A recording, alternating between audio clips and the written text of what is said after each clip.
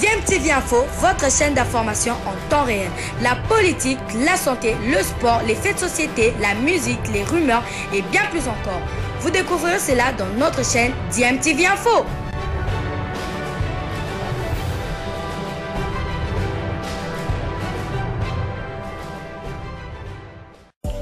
Vous êtes sur DMTV, bonjour ou bonsoir, tout dépend de l'heure à laquelle vous nous suivez. Tout plaisir est pour nous de vous retrouver, mais surtout de savoir que vous êtes nombreux en train de suivre votre chaîne YouTube DMTV. DMTV qui vous propose l'actualité, vous propose également des analyses et des réflexions sur des sujets d'actualité, sur des faits sociaux, tout simplement sur des réalités que nous observons ici chez nous en République démocratique du Congo. Développement du pays, dont le budget est l'agent d'exécution. Voilà. Premier point, Madame la Première ministre.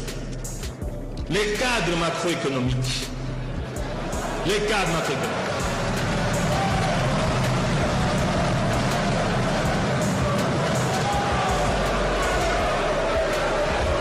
Vous nous avez présenté, Madame la Première ministre, un cadre budgétaire, un cadre macroéconomique avec un taux d'inflation de point de 9,2%, les taux d'échange de 9 954 francs congolais, les dollars, aux environs de 9 000, en tout cas 2 954, je m'excuse. Mais que vaut un cadre macroéconomique lorsqu'il n'est pas réalisé? Parce que c'est ce cadre macroéconomique qui sous-tend le budget. Je me réfère à l'expérience des 5 dernières années. Aucun taux d'inflation n'a été réalisé, qui a été repris dans le budget voté par cette Assemblée nationale. Aucun taux d'inflation n'a été réalisé. Cette année, au mois d'octobre, on est déjà à 14% de taux d'inflation, Madame la Première ministre.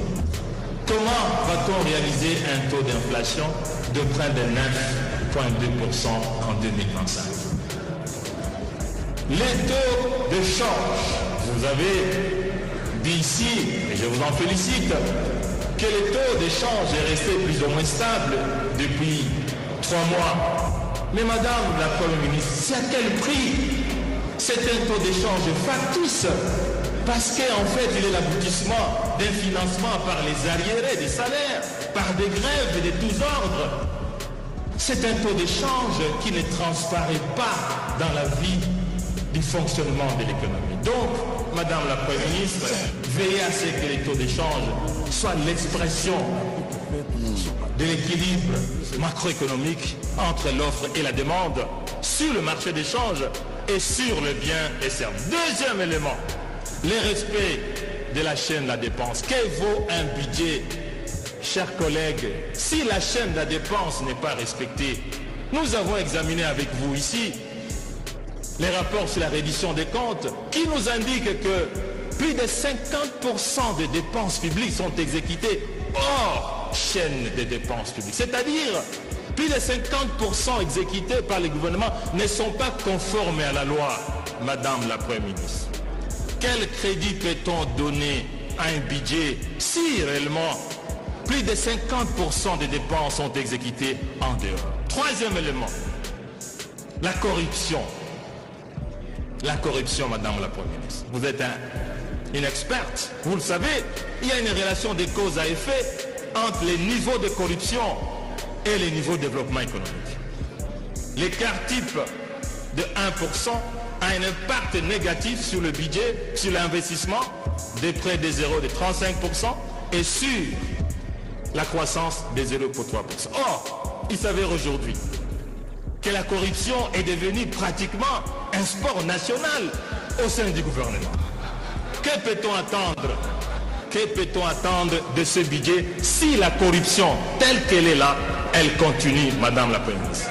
Quatrième élément, l'impaiement des salaires et des frais de fonctionnement. Madame la Première ministre, vous le savez très bien, il y a une relation.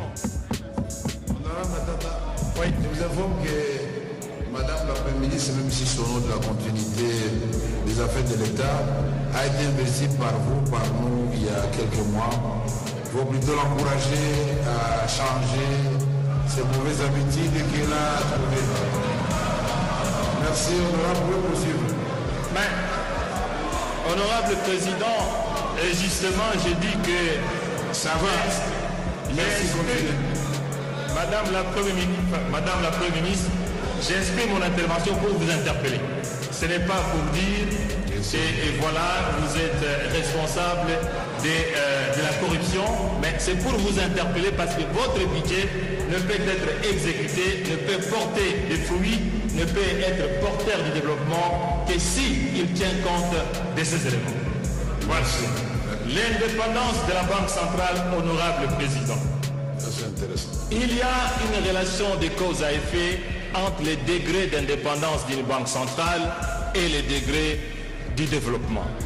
Tout le monde sait aujourd'hui que nous avons une banque centrale totalement inféodée au gouvernement, qui exécute des dépenses en violant systématiquement la loi qui organise le fonctionnement de la banque centrale. Madame la Première ministre, que peut-on attendre de votre budget lorsque la Banque centrale constitue une filiale du gouvernement ou une filiale de la présidence de la République?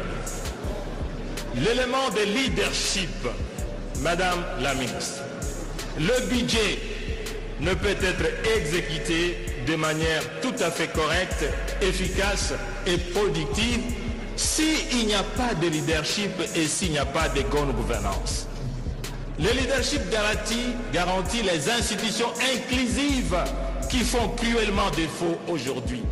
Lorsque l'administration publique est totalement en grève, lorsque les enseignants sont en grève, lorsque les magistrats sont en grève, le professeur, quel type d'institution avons-nous pour pouvoir exécuter un budget qu'il soit en équilibre comme vous l'avez dit ici?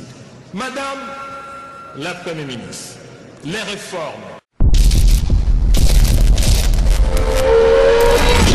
Bilile le kamalo bana ebele.